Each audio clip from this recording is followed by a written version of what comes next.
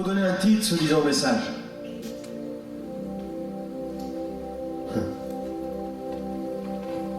Dieu veut te donner un nouveau costume. Dis-le à ton voisin. On change de saison. Il va donner un nouveau costume. Je me suis régalé à lire la Bible. C'est pas une corvée pour moi de lire la Bible. J'étais gêné pendant un temps hier. Parce qu'Alex, il passe des textos, il dit, il y a de la journée peinture. Et moi, je dis à ma femme, je veux aller peindre. Le Saint-Esprit me dit, et le message, il n'est pas complet. Je dis, oh purée. Et là, tu es divisé. Moi, j'aimerais avoir un bras pour peindre, mon esprit qui est là pour préparer, pour noter, et puis un autre, et puis... Ma vie, à moi, elle n'est pas assez longue. Je ne sais pas si ta vie, elle est trop longue. Ouf. Luc 3. On va lire quelques versets ce matin, c'est bien. Luc 3, versets 21 à 23. Comme tout le peuple était baptisé, Jésus aussi fut baptisé. Pendant qu'il priait, le ciel s'ouvrit et le Saint-Esprit descendit sur lui sous une forme corporelle. On peut dire le Saint-Esprit descend. On dit le Saint-Esprit descend. Dis-le, le Saint-Esprit descend. Sur lui, sous une forme corporelle, comme une colombe. Et une voix fit entendre du ciel ces paroles. Tu es mon fils bien-aimé, tu as toute mon approbation. Jésus avait environ 30 ans lorsqu'il commença son ministère. Luc 4, verset 1er. On a vu le Saint-Esprit descend. Luc 4, verset 1er.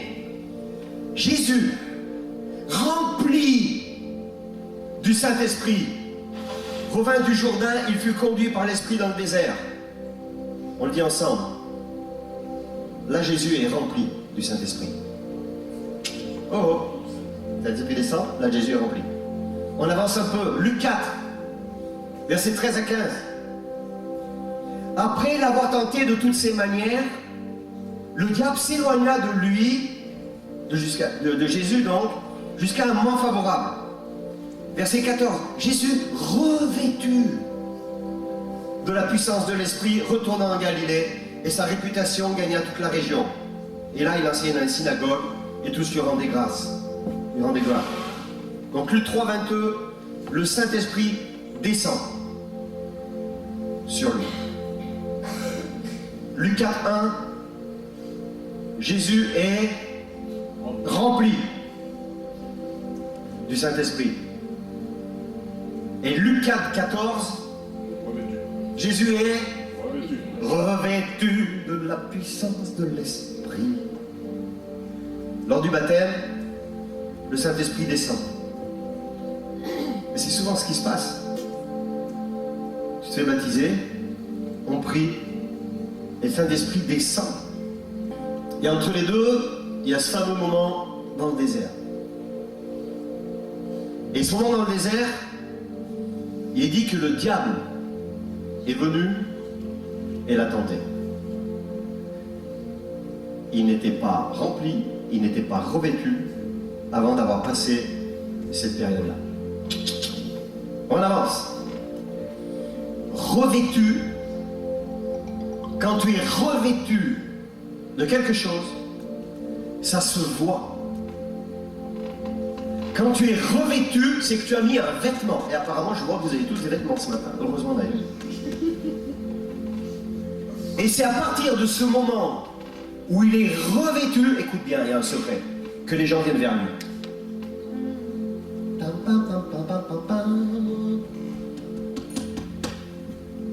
Au verset 13, il est dit qu'il a été tenté de toutes les manières. Et le diable s'est éloigné. Et alors, au verset 14, il a été revêtu. Si tu n'es pas rempli à l'intérieur pleinement, tu ne peux pas être revêtu. Si à l'intérieur le diable règne encore quelque part, tu ne peux pas être revêtu. Je ne peux pas avoir la moitié d'un vêtement. Et si j'ai la moitié d'un vêtement, il y a quelque part on voit ma nudité. Ça va ? Facile. Quand je suis revêtu, c'est que j'ai mis un vêtement. Et ma Bible à moi, elle dit que Jésus était revêtu du Saint-Esprit.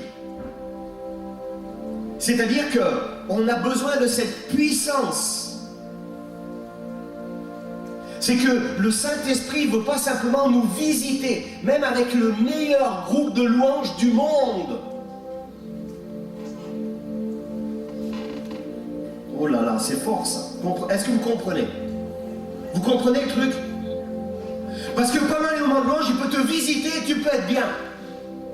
Mais c'est juste la première étape. Et lorsque je mets un vêtement, ça montre qui je suis. Ton vêtement, il montre qui tu es. Et moi, j'aime bien m'habiller. Maintenant, c'est ma femme qui choisit mes vêtements. Est-ce que vous savez pourquoi? Est-ce que vous savez pourquoi c'est elle qui choisit mes vêtements? Pourquoi? Pour que ça soit? C'est jamais accordé. Ensuite? Pourquoi? Pour lui plaire. Oh. Jésus veut te revêtir du Saint-Esprit. C'est-à-dire qu'elle m'aime tellement, ce qu'elle veut, c'est que je lui plaise. Et elle connaît tellement tout ce qui est à l'intérieur de moi, elle veut que l'extérieur corresponde à qui je suis. Et bien c'est pareil, Dieu avec toi. C'est pour ça qu'il a envoyé le Saint-Esprit. C'est pour ça que Jésus va être revêtu de l'Esprit et de puissance. Parce que le Père aime tellement Christ, que Christ va aller dans le désert. Christ va être rempli. Tout ce qui est du diable s'en va. Et alors, Dieu va donner un nouveau vêtement, revêtu de la puissance. C'est tout ce que ça vous fait, purée, c'est pas possible. Mais vous pensez le truc un peu.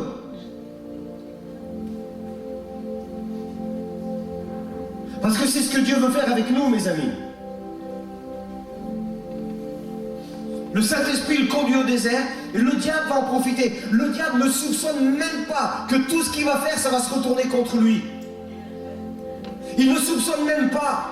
Le diable, il devait être content. Je vais le tenter, là, manque de peau, il répond par la parole, Jésus. Et Jésus va être revêtu de la puissance de l'Esprit. Et lorsqu'on est revêtu, c'est qu'il y a un aspect extérieur qui est différent. Il y a une apparence extérieure qui est différente. Moi, je vais vous raconter l'histoire d'un pasteur, c'est un ami, je connais depuis longtemps. Et puis, il nous a raconté cette histoire extraordinaire. Un jour, il était à un mariage. C'était un mariage de personnes très importantes. Alors, il avait fait faire un nouveau costume, un beau costume. Et puis, il était avec des gens officiels. Et puis, le soir arrive, il y avait la fête, il avait toujours le costume, la cravate très bien mis. Vous savez, c'est le mariage haut de gamme, quoi. Et puis là, il y a son téléphone qui sonne. Et puis on lui dit, écoute, ta maman, elle est depuis ce matin à l'hôpital, on n'a pas voulu te déranger, viens vite. Alors lui, il va à l'hôpital, et vous savez, l'hôpital, c'est l'hôpital. Il y a les gens avec des blouses blanches, il y en a qui sont comme ça. Et lui, il arrive costume, cravate, là, et puis il voit sa maman qui était dans une petite chambre, un truc entre deux... c'est pas la chambre, c'est des blocs d'attente, là. Et puis elle souffrait. Et puis... il y a la famille qui est là et la famille lui dit, nous on a demandé ce qu'il y ait une chambre et puis ça passe pas, ils veulent pas donner de chambre, il n'y a pas de chambre. Alors lui il est arrivé, il a dit c'est qui le chef ici? Alors les familles disent voilà, ils l'ont conduit vers le responsable, il a dit j'aimerais une place pour cette dame s'il vous plaît. Et ils ont pris la maman, ils ne savaient pas que c'est la maman, puis ils l'ont conduit dans la chambre. Et la nuit a passé et au matin il y a les autorités de l'hôpital qui sont passées. Il lui dit, mais monsieur, mais vous êtes qui, vous? Il dit, moi, je suis juste le fils de la maman. À cause de son costume. On dit, mais monsieur, quand on vous a vu arriver, on a cru que vous étiez un éminent personnage, vous étiez... Il dit, oui, moi, je suis ministre. Est-ce que vous comprenez le vêtement?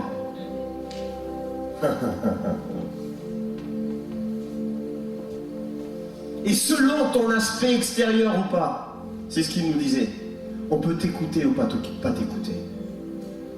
Moi-même qui vous parle, j'ai fait une expérience, j'étais à Nice, en 76-77. J'étais pas encore chrétien. Et j'avais un copain, qui avait une 4L qui était un peu marron clair en ce temps-là. Il faut savoir que nous sommes allés à Toulon avec lui, et puis en passant à côté d'un bateau dehors, je crois que c'est un sous-marin, je ne sais plus lequel c'était, il y avait des grilles, il y avait tout ça, et puis j'ai vu passer une 4L de la même couleur que la sienne. Puis nous on va au bar à côté, puis on boit un café, on regarde, et une autre 4L de la même couleur que la sienne passe. Je lui dis, hey, tu sais ce qu'on fait? On essaye de passer. Il me dit, mais c'est pas possible, tu peux pas passer. Je lui dis, pourquoi? T'as la même voiture qu'eux. Il me dit, mais ça passera pas. Je dis, qu'est-ce qu'on en a à faire? Alors, voilà, on a fermé le col, comme ça on s'est mis dans... Et je lui dis, tu y vas, tu fais pas le mec qui hésite. Bon, si tu veux. Je dis, tu fais le chauffeur. Puis moi je me suis mis derrière. Donc on voyait juste les têtes. Et puis on arrive vers le portail, je fais comme ça. La barrière est dessous, on a visité le sous-marin. J'ai vécu, c'est moi ça. À cause de vêtements, c'était la même voiture. Est-ce que vous comprenez ce que je veux dire? Dès que ta façon de t'habiller, le vêtement que tu as, il parle. Et ne dis pas non. Peut-être pas maintenant, quoique. Mais demande à ton épouse si elle aurait voulu de toi avant d'être mariée dans l'état dans lequel tu es maintenant. Habillée comme ça. Oh oui, bien sûr, chérie. Ouais, elle va te dire ça parce qu'elle t'aime, parce que c'est le culte, parce qu'il y a la présence de Dieu. Et si elle est un peu franche, elle va te dire, tu sais, ce matin, je t'avais dit de pas mettre ce pantalon. Mais il y a une grâce d'amour à un moment donné. Est-ce que vous me suivez? Oh non. Le vêtement. Et nous, on le sait, les garçons. Parce que selon comment s'habillent les filles, un peu trop court, un peu trop décolleté, ben ma fille, ta réputation est faite. Ça, c'est le rôle des parents quand l'enfant est à la maison. C'est pareil quand on voit les jeunes avec le main, c'est tout déchiré. Alors ça peut être la mode, mais il y a des signes comme ça de révolte aussi. Oui ou non? Dire que le vêtement à l'extérieur, il parle. Et Jésus, il fallait qu'il soit revêtu. Jésus est revêtu de puissance. Alléluia. Oh, aïe, aïe, aïe. Si on prêchait qu'on parlait plus de la puissance de Dieu, mais de la dynamite de Dieu, on serait plus proche du grec de notre patois de Canaan aujourd'hui. Et c'est revêtu de cette dynamite, cette puissance que Jésus sort du désert. Revêtu, c'est son costume. Jésus était revêtu du Saint-Esprit, mais aussi de force, de puissance, de dynamite. C'est pas, oh alléluia, le Saint-Esprit est là, on fait un slow. C'est la dynamite. C'est ce que c'est la dynamite? La dynamite, c'est la dynamite. Mais Jésus qui a été visité, Jésus qui a été rempli, Jésus qui est dans cette dimension d'être revêtu, il prenait du temps avec son Père pour être continuellement revêtu de sa puissance. Revêtu de sa puissance, c'est pas un vêtement que... Il n'y a pas de porte-manteau là à l'entrée, c'est marrant parce que tout à l'heure je suis rentré, j'ai vu qu'il y avait un porte-manteau à l'entrée de l'église. C'est juste une question de travaux parce qu'on est en train de refaire la peinture. Mais ton manteau, tu ne le laisses pas revêtu de puissance, tu ne le laisses pas à l'entrée de l'église pour le reprendre à l'extérieur. C'est du 24 heures sur 24. Et on ne vient pas à l'église pour se faire du bien. Oui, je suis d'accord avec ce que Marie-Claire a dit. Des fois, c'est plus difficile que d'autres. Et gloire à Dieu, le rassemblement des saints est là où on peut se porter les uns les autres. Mais le cœur de Dieu, c'est que tu aies un nouveau vêtement et que tu sois revêtu de sa puissance. Dis Amen. Fou. Et je trouve que c'est dommage de se contenter d'avoir été visité. Et tu connais ton état intérieur. La visitation, c'est un instant limité. Visiter, c'est pour ça qu'il y a quelque temps, on disait, qui est-ce qui nous visite? Tu sais, ça veut dire que tu es venu, tu peux repartir. Tu ne viens pas nous visiter. Non, non. Qui est-ce qui est là pour la première fois? Pas quelqu'un qui nous visite. Quand tu dis à quelqu'un que tu es un visiteur, ça veut dire qu'à un moment donné, tu vas te barrer, quoi. Vous comprenez la différence? Le Saint-Esprit ne vient pas te visiter. Lui, il veut te remplir. Et lui, il veut t'honorer. Et lui, il veut te revêtir. Que ce soit un vêtement. Et le vêtement, il se voit. Et Jésus prenait du temps avec son Père pour être continuellement revêtu de sa puissance. On peut être visité un instant limité, être revêtu, ça se voit, les autres le voient. Et j'oserais dire, c'est quoi ton costume? Et pour certains, le Saint-Esprit, c'était un peu comme l'électricité. L'électricité, ça existe depuis longtemps. Mais ça a pris du temps pour un homme comme Thomas Edison de la canaliser et d'amener la lumière, n'est-ce pas? Et la puissance de Dieu, on peut comparer, j'aime bien comparer à cela, parce que la puissance de Dieu existe depuis toujours. Et elle attendait une seule chose, c'est quelque chose qui va être mis en action. Et ce qui met en action, c'est ta foi. Hébreux 11, verset 1er. La foi est une démonstration. Je suis revêtu, je passe du temps avec le Père, je connais sa parole, je lis sa parole. Et alors lorsque je suis dans une situation, ce qui sort de moi, c'est la parole de Dieu. C'est le message de dimanche dernier encore. Et je ne le dis pas parce que je l'ai appris simplement par cœur. C'est parce que même si je ne me souviens plus de la référence, c'est mieux si je me souviens de la référence, je sais ce que Dieu veut dans cette situation. Ça, c'est être revêtu de la puissance d'en haut. Et alors, quand il faut témoigner, tu témoignes. Si tu es revêtu de la puissance d'en bas, tu analyses. Qu'est-ce qu'on va dire si je témoigne? Peut-être qu'on va me juger. C'est peut-être la seule opportunité que la personne entende parler de Jésus.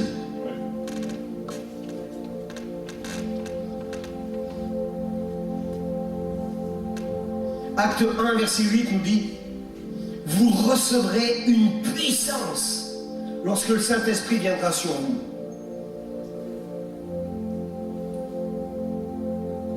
Ça, c'est la parole de Dieu. Il n'est pas dit: vous recevrez le Saint-Esprit et vous serez mes témoins. Oh oh. Et oh. Et oh. Vous recevrez une puissance lorsque le Saint-Esprit.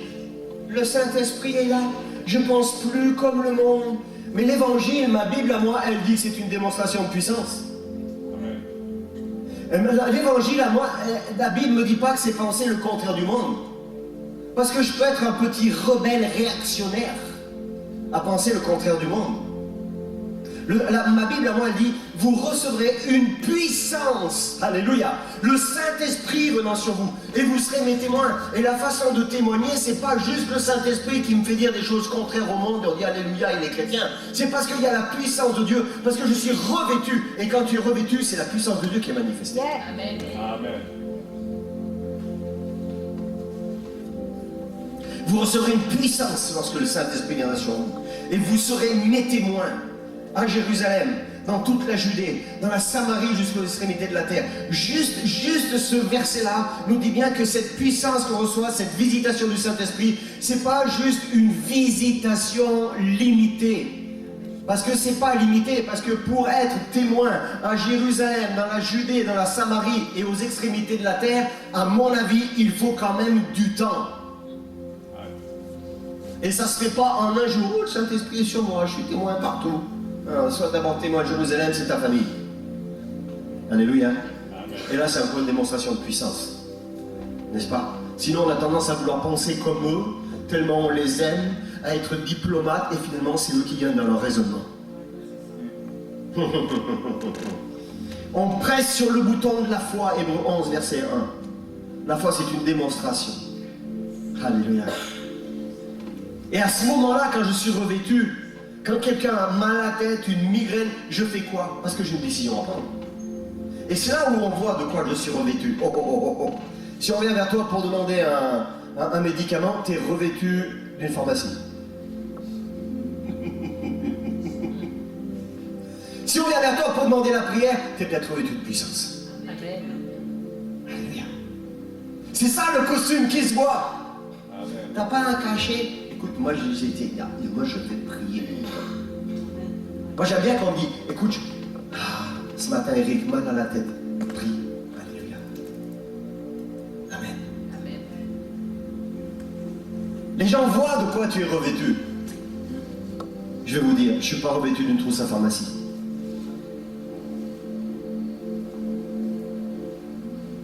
J'aime prier pour les gens. Et quand je lis la Bible, je comprends vite que du temps de Jésus, on venait vers Jésus. Les malades venaient vers Jésus. Et Jésus priait pour les malades. Amen. Parce que je suis revêtu du Saint-Esprit. J'ai ce vêtement, et ça s'appelle l'onction. Un vêtement de louange. Et c'est quoi la louange? Je ne vais pas faire un enseignement sur la louange. Vous savez ce que c'est en la louange? Je dois limiter. En une petite phrase, c'est quoi la louange? Tu loues Dieu quand tu fais ce que lui il veut. Oh oh oh oh oh! Je loue Dieu quand je fais ce que lui il veut. C'est pas quand je suis avec... c'est super, moi j'aime ces moments-là. C'est des moments de louange, d'intimité avec le Père. J'aime. Mais quand Dieu te dit, donne 10 € à l'offrande, tu loues Dieu. Si tu donnes 9, tu loues pas Dieu. S'il te dit donne 100, tu loues Dieu. Qu'elle te dit viens peindre, tu loues Dieu. Amen, amen.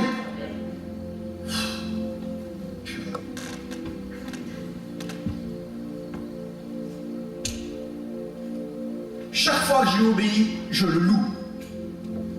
C'est pas que durant les chants, même avec les yeux fermés et les mains tendues. Et la louange, c'est savoir aussi que, et être revêtu, c'est savoir aussi ce que Dieu veut concernant les malades. Moi, je sais que Dieu veut guérir. J'ai dit à mon papa, une semaine après, il est mort. Hein. J'ai dit, de toute façon, je vais prier pour toi. Il m'a dit, vas-y.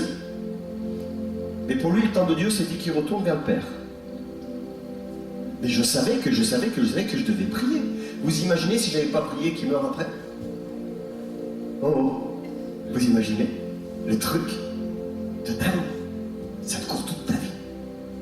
Peut-être que je voulais guérir, puis. Waouh! La seule possibilité d'adorer Dieu, c'est en esprit.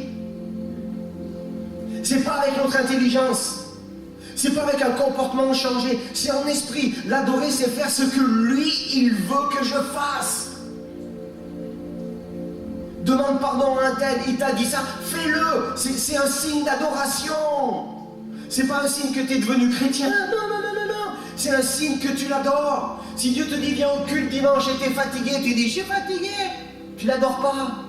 Tu as adoré ta fatigue parce que c'est elle qui a gagné. Oh, tu as adoré ta fatigue parce que c'est elle qui a gagné. J'ai mal à la tête, je viens pas. Et après tu dis Seigneur, guéris-moi. Mais non, tu as mal à la tête, c'est le lieu où tu peux être guéri. Amen. Oh, ya. Viens pas, j'ai mal au ventre. Ben, c'est dommage, on a prié pour les malades, il y en a qui ont mal au ventre qui ont été guéris. C'est bien dommage. Je répète, la seule possibilité d'adorer Dieu, c'est en esprit. Et l'adorer, c'est faire ce que lui veut que je fasse. Et pour me connecter avec lui, c'est avec mon esprit. Et un des éléments les plus majeurs, on le sait tous, c'est le parler en langue. Pourquoi? Parce que la foi, elle se situe au niveau de l'âme, la volonté, l'intelligence, les émotions. Et des fois, on n'a pas de volonté, et puis notre intelligence, elle n'est pas régénérée. Puis nos émotions, c'est elles qui prennent le dessus. Oui, mais j'ai mal. La seule possibilité de faire grandir la foi, c'est en lisant la parole. La seule possibilité de faire grandir la foi, c'est même pas d'avoir une activité dans l'église, c'est en lisant la parole. Souligne, tu soulignes les versets qui parlent de guérison. Souligne les versets qui parlent de la foi. Comment les hommes de Dieu ont grandi dans la guérison, comment Christ a fait et d'autres ont fait. Comment des hommes de Dieu ont opéré par rapport à la foi. Et ça va m'influencer pour atteindre l'objectif. Et quand tu es revêtu de l'esprit, que tu es en face d'un malade, il y a une chose que le Saint-Esprit me rappelle, c'est qu'il est écrit quelque part dans la parole, ils imposeront les mains aux malades et les malades seront guéris. Mais si je suis revêtu de mes raisonnements, de mes propres forces et de ce que mes collègues disent, il est malade, il faut l'amener à l'hôpital. De quoi tu es revêtu? C'est quoi ton vêtement? Est-ce que vous me suivez ce matin? On se connecte à l'Esprit de Dieu. Il nous révèle ce que lui veut faire. Et on utilise les dons, on en a parlé ces derniers temps, les talents que Dieu en personne nous a donnés. Tous les dons, les talents que nous avons chacun d'entre nous sont au service des autres. Alléluia. Tu te rends compte, c'est comme si tu as une boîte à outils et puis tu t'en sers pas. Être rempli, j'ai été rempli. Oui, mais qu'est-ce qui reste aujourd'hui? Tout ce que tu as reçu. Dieu veut te revêtir. Amen. Dieu veut te donner un nouveau manteau. Revêtu. Revêtu. Un nouveau manteau. Ésaïe 61. J'aime dans ma version 8 secondes. Verset 1 à 3. L'Esprit du Seigneur. Vous vous rendez compte, c'est ce que Christ a revendiqué. C'est ce que Christ a déclaré. Christ a déclaré ça. Alors combien plus forte raison nous-mêmes, l'Esprit du Seigneur, de l'Éternel, est sur moi. Oh. S'il est dessus, c'est que j'en suis revêtu. Des fois, il est tellement dedans, j'ai oublié la bouteille. Chez nous, on nous a offert une bouteille, vous savez, elle est rose, une bouteille de vin. Elle est rose, il y a un revêtement plastique, c'est très joli avec un dessin. Et je dis à ma femme, qu'est-ce qu'il y a dans cette bouteille? Elle me dit, du vin. Je dis, comment tu le sais? Parce que c'est une bouteille de vin, regarde. Ce qu'elle ne savait pas, c'est quelques minutes avant, c'est une vieille bouteille, il y a plus de vin depuis longtemps, j'avais mis de l'eau. J'ai dit, regarde. À cause de ce qu'il est revêtu à l'extérieur, tu te fies à ce qu'il y a à l'extérieur, tu ne vois pas ce qu'il y a dedans. Avec Dieu, ça ne passe pas comme ça. Lui, il te visite, il te remplit et il te revêt. Et avec Dieu, l'homme spirituel, il voit ce qu'il y a à l'intérieur. Il n'y a pas besoin de prophète ou apôtre. Amen, amen, tu comprends ce que je veux dire? Tu ne peux pas berner Dieu. Et si je voulais une bonne bouteille de vin, quand des amis viennent à la maison, je n'irai pas vers cette bouteille avec le plastique à l'extérieur, même si le plastique. Moi, je veux voir ce qu'il y a dedans. Il faut que le verre soit transparent. Et avec Dieu, tu es transparent. Parce qu'il voit au cœur, il voit ce qu'il y a à l'intérieur. Pas mal, non?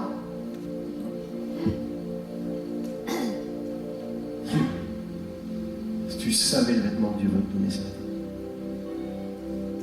Du Seigneur, l'Éternel est sur moi, parce que l'Éternel m'a consacré par onction pour annoncer de bonnes nouvelles aux pauvres. Alors tout ça, on le sait, on le lit, on va le lire. Il m'a envoyé pour guérir ceux qui ont le cœur brisé, pour proclamer aux déportés la liberté, aux prisonniers la délivrance, pour proclamer une année de grâce de l'Éternel et un jour de vengeance de notre Dieu, pour consoler tous ceux qui sont en deuil, pour donner aux habitants de Sion une belle parure au lieu de la cendre, une huile de joie au lieu du deuil,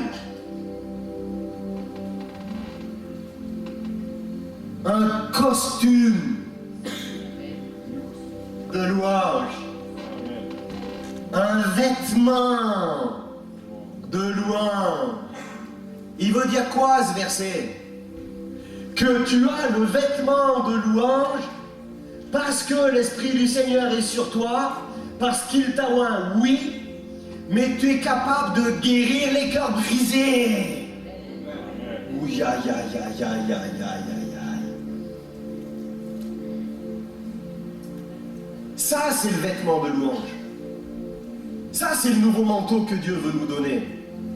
Parce que la louange, c'est lorsque je vis cette expérience, cette vie magnifique d'Ésaïe 61, il t'envoie pour guérir ceux qui ont le cœur brisé. Dès que tu commences à t'intéresser aux pauvres, c'est un vêtement de louange.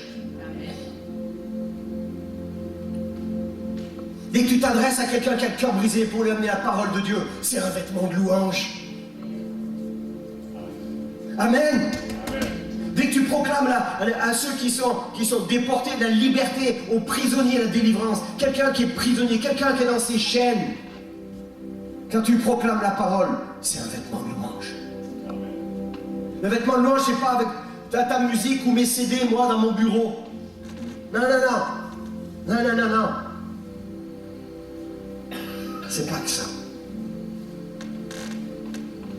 Et j'ai une bonne nouvelle. L'Éternel t'a consacré.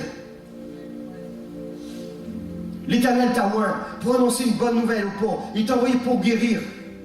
Et que ta journée soit une journée de louange.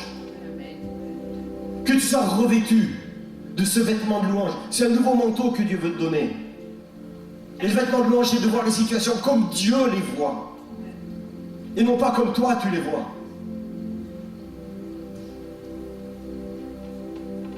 Une belle parure au lieu de la cendre, une huile de joie au lieu du deuil. L'Esprit du Seigneur est sur moi, alors j'ai ce vêtement de louange. Ce costume de louange. Là où il y a le deuil. Et le deuil, c'est pas la perte simplement de quelqu'un. On fait le deuil de tellement de choses dans ces temps. Une mauvaise nouvelle. Ton patron, ta famille, tes enfants. Pas dire qui meurt. Mauvaise nouvelle. Vêtement de louange. Comment Dieu voit la situation. Loue-le en proclamant comment Dieu voit la situation. Ça, c'est le vêtement de louange. Et parce que l'Esprit du Seigneur est sur moi, alors j'ai ce vêtement de louange. Mes actes sont des actions qui louent mon Dieu. Et parce que l'Esprit du Seigneur est sur moi, alors ma décision, c'est de me comporter comme le Saint-Esprit me dit de me comporter. Amen.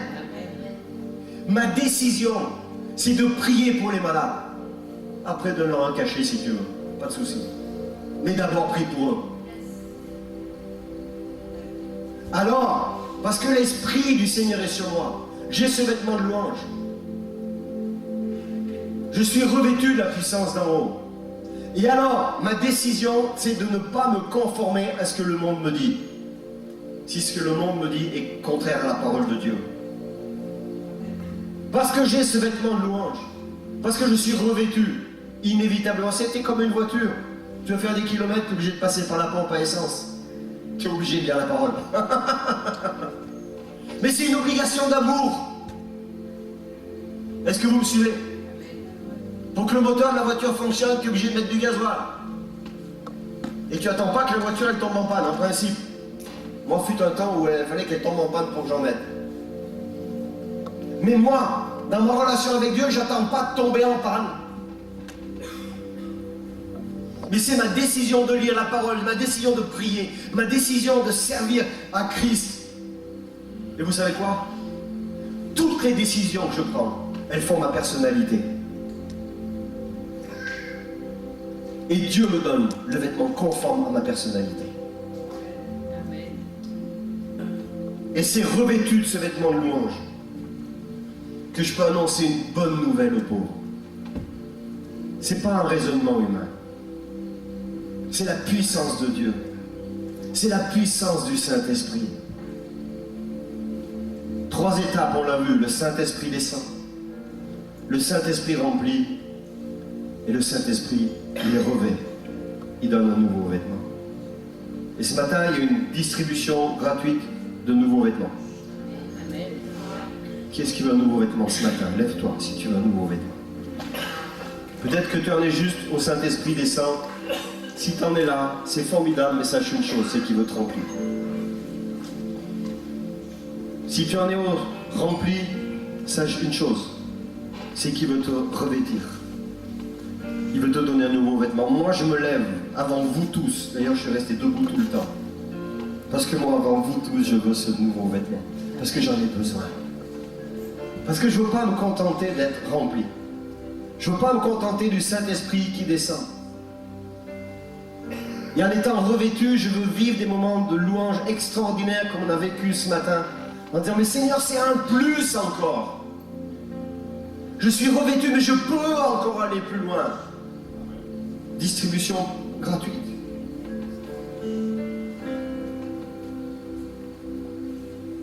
Luc 4, verset 13. Jésus a été tenté de toute manière. De toute manière. De toute manière. Et le diable a perdu. Tout ce que le diable a fait dans ta vie, dans ma vie, dans notre vie. Et là où nous avons été vainqueurs, ça a permis et ça permet encore au Saint-Esprit de descendre, de prendre la place, de te remplir et de te revêtir. Et c'est dans cette dimension que Dieu veut t'utiliser. C'est pour cela que bien souvent le Seigneur nous utilise là où on a saisi des victoires. Et le piège du diable, c'est de nous faire croire que nous avons été juste visités par moments par le Saint-Esprit. Et Dieu dit à plusieurs ce matin, je ne t'ai pas simplement visité. Même Si le Saint-Esprit t'a visité au départ, sache qu'à cause de ta persévérance, à cause de ta foi, il t'a rempli. Et alors qu'il te remplissait, à cause de ta persévérance et à cause de ta foi, alors il te revêt. Il te revêt ce matin. Il te revêt ce matin, il te revêt de puissance. La puissance du Saint-Esprit. Là où tu as été vainqueur, là où tu as saisi la victoire en Christ, il te revêt ce matin. Mettons juste la main sur le cœur, simplement. Puis je demande à Marie-Claire de venir aussi. Simplement, je vais prier. Seigneur, merci pour le nouveau vêtement que tu nous donnes ce matin. Seigneur, un esprit de louange, un vêtement de louange. Que le deuil soit ôté ce matin parmi nous. Au nom de Jésus. Merci pour ce vêtement de louange, cette louange qui consiste d'annoncer la bonne nouvelle aux pauvres, qui consiste de guérir les malades, qui consiste de guérir ceux qui ont le cœur brisé, ceux qui consiste de proclamer aux déportés la liberté et aux prisonniers la délivrance. Si nous recevons ensemble ce nouveau vêtement. Et je vois plusieurs vêtements blancs qui descendent sur beaucoup d'entre nous ce matin. Ne vous laissez pas avoir par le diable. Ma Bible dit que lorsque Jésus a été tenté dans le désert, le diable, il a fui parce que Jésus a répondu avec la parole. Et alors Jésus est sorti du désert, revêtu de la puissance du Saint-Esprit, un nouveau vêtement. Et là où tu as répondu par la parole, là où tu as proclamé le règne de Christ sur ta vie, sur les situations, saisis une fois pour toutes que tu n'as pas été simplement visité, mais rempli et revêtu. Au nom de Jésus. Ne te prends plus la tête avec ça. Maintenant, le Seigneur s'en occupe. Et laisse-toi être un outil entre les mains de Dieu. Et à partir du moment où on réouvre les yeux, nous puissions voir la vie comme Dieu nous donne de la voir. Revêtu du Saint-Esprit. Un nouveau vêtement. Un vêtement qui donne l'identité. Un vêtement qui attire les gens. Parce que Jésus, il n'attirait pas les foules avant ce passage obligatoire du désert. Mais après, les gens le suivaient. Il attirait parce qu'il était revêtu du Saint-Esprit, revêtu de la puissance de Dieu. Alors reçois. Si tu veux recevoir, on laisse tends les mains comme pour recevoir. Moi, je tends les mains comme pour recevoir. Je veux recevoir ce matin. Je veux recevoir un nouveau vêtement. Je le prends. Je le prends, un vêtement de louange. Seigneur, je ne veux plus voir les situations comme le monde le voit, comme mes sentiments le voient, comme mes émotions le voient, comme les circonstances humaines le voient. Et je vois comme toi tu vois, revêtu du Saint-Esprit, revêtu de la puissance d'en haut. Et je saisis ce vêtement, Seigneur. Je le fais mien. Et je veux servir à ta gloire. Au nom de Jésus. Seigneur, merci. Merci pour ce que tu fais dans nos vies ce matin. Seigneur, on a saisi, mais on ne veut pas juste saisir, on veut prendre et faire nôtre. On veut que ça remplisse notre vie. On veut que ça devienne un nouveau système de pensée. Et on ne veut pas se laisser avoir. Lorsqu'on sort d'ici, parce qu'on entend, parce qu'on voit, on veut se laisser remplir par toi, habillé par toi, et que ça devienne un système de pensée. Seigneur, on veut appeler ce qui s'appelle péché, péché. On veut appeler vérité ce qui s'appelle vérité. On ne veut pas masquer les choses, que ce soit pour notre propre vie ou ce qu'on voit autour. Mais justement, on veut voir les choses telles qu'elles sont pour pouvoir manifester ce revêtement que tu mets sur nous. Seigneur, on ne saisit pas, simplement. On prend, on fait nôtre. Tu veux toucher les vies. Et on va faire un appel pour ceux qui ont des besoins plus spécifiques, pour qu'on puisse prier pour eux. Maintenant, si tu as besoin, si quelque chose dans ta vie a besoin d'être porté devant Dieu, approche-toi. Approche-toi. Si tu es malade, Dieu veut te guérir. Si tu as un quelconque problème, Dieu veut le toucher. Il est celui qui a la solution. Merci Jésus.